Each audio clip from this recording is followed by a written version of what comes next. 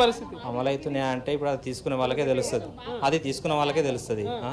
ఇప్పుడు అందులో అయితే ఇందిరమ్మ ఇల్లు అని అంటున్నారు, అందులో లీడర్ల కాడికే అన్నీ డైరెక్ట్ ఉన్నాయి అందులో ఉన్నాయి. అప్పుడు దళిత బంధాన్ని కేసీఆర్ ఉన్నప్పుడు కూడా అట్లా చేశారు, ఇప్పుడు ఇందిరమ్మ ఇల్లు అని కూడా అట్లా చేశారు. బీఆర్ఎస్ పార్టీ వాళ్ళకి దళిత బంధు ఇచ్చుకున్నాడు, అది కూడా మేము క్యాన్సిల్ చేసినాం. మేము కాంగ్రెస్ పార్టీ నుంచి పోరాటం క్యాన్సిల్ చేయించినాము. అది ఇంకోటి గవర్నమెంట్ ఫామ్ కాగానే అది అయిపోయింది.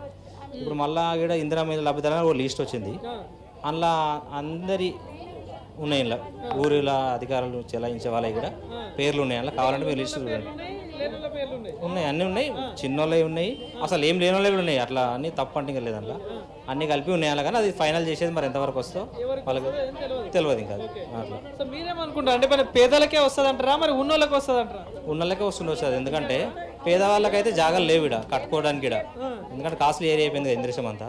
ఏడా కానీ 40,000 50,000 గజంకు తక్కువ లేదు. అందులో ఉన్న వాళ్ళకి కూడా కొంతమందికి అందరికి ఇండ్లే ఉన్నాయి, అవి గులగొట్టి కట్టాలని మళ్ళీ కట్టలేరు. మరి అందులో ఏం స్కామ్ జరుగుతుందో. ఇక్కడ ఉన్న వాళ్ళు చాలా మంది పేదవాళ్ళు ఏమనుకున్నారు, కాంగ్రెస్ ప్రభుత్వం అంటే గెలిపిస్తే 6 గ్యారెంటీలో బాగా ఇందిరమ్మ ఇల్లు వస్తుంది, 2500 వస్తాయి, 4,000 పెన్షన్ వస్తుంది అనుకుని ఓట్లు వేసిన వాళ్ళు కదా అందరూ. అనుకోకుండా వేసిన వాళ్ళు ఏమంటారు, అనుకోనే చేసిర్రు. కానీ అది ఓపెన్ ల్యాండ్ ఉంటేనే ఇల్లు వస్తుంది అనేది ఒక టాక్ ఉంది కదండి, అది ఎంతవరకు వస్తుందో మరి వాళ్ళకి తెలియదు. ఇప్పుడు పథకాల సంగతి ఏంటంటే ప్రధానంగా ఇప్పుడు రైతు బంధు అన్నారు, రుణమాఫీ అన్నారు, ఇంకా చూసుకుంటే ముసలి వాళ్ళకి 4,000 పెన్షన్ అన్నారు, మహిళలకు 2,500 అన్నారు. సో ఇవన్నీ అమలు అవుతున్నాయి. అసలు పెన్షన్ల గురించి వాళ్ళని ఇంటర్వ్యూ తీసుకుంటే బాగుంటుంది, ఎందుకంటే మనకు రత్నమ్మ 2,000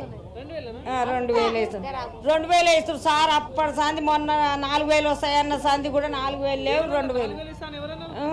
అయ్యా పబ్లిక్ అన్నారు, ఓట్లప్పుడు అన్నాడు, ఓట్లు వేయాలని అన్నాడు, ఓట్లు వేయాలని అన్నాడు. 4,000 ఇస్తారు, 4,000 లేవు, 4 పైసలు లేవు, బియ్యం కూడా లేవు సార్. ఈ ఊళ్ళరా అప్పుడు చెరువు పోవాలి, కిరాయి పెట్టుకొని పోవాలి, 50 రావాలి, కోపులు బియ్యం లేవు, ఏం లేవు, నీళ్లు కూడా రావు, నీళ్లు కూడా లేవు. ఇంతకుముందు కేసీఆర్ ఉన్నప్పుడు రేషన్ కార్డులు ఎవరికి ఇయ్యలే, మేము ఇస్తున్నామని చెప్పేసి కాంగ్రెస్ వాళ్ళు అంటారు, నిజమేనా ఇది? లేదు సార్, ఎవరికి మోదాలు ఉన్నాయి, అప్పటివే ఉన్నాయి. ఇక్కడికి ఎందుకు వచ్చినావు? ఏమదో 4,000 ఇస్తారన్న పింఛన్ ఏది వస్తారా చెప్పుదామని వచ్చినాము. 4,000 ఆడగానే ఇస్తారా లేచి ఉరుకుతున్నారు కదా, మాట్లాడలేదు, ఉత్త కథనే చేస్తారు సారు. వాయమ్మో ఈ ఊరంతా బద్మాషి ఊరు లేదు. ఇప్పుడు కాంగ్రెస్ ప్రభుత్వం వచ్చి సంవత్సరం పూర్తయింది కదా, మరి 6 గ్యారెంటీలు అన్నారు, మీకు 4,000 అన్నారు, 2,500 ఇస్తా అన్నారు, ఇందిరమ్మ ఇల్లు అన్నారు, రైతు బంధు రుణమాఫీ అన్నారు, ఏమైనా అమలు అవుతున్నాయా? ఏం కాలేవు మాకు. రైతు బంధు మేము తీసుకోలేము, మాకు కాలేవు. బిల్డింగ్లకి అవుతున్నాయి, గుడిసెల వాళ్ళకి అవుతలేవు, కానీ బిల్డింగ్లు ఉంటే జాగాలు ఉంటున్నాయి చూడు, ఎకరాల కొద్ది వాళ్ళకేం అవుతున్నాయి.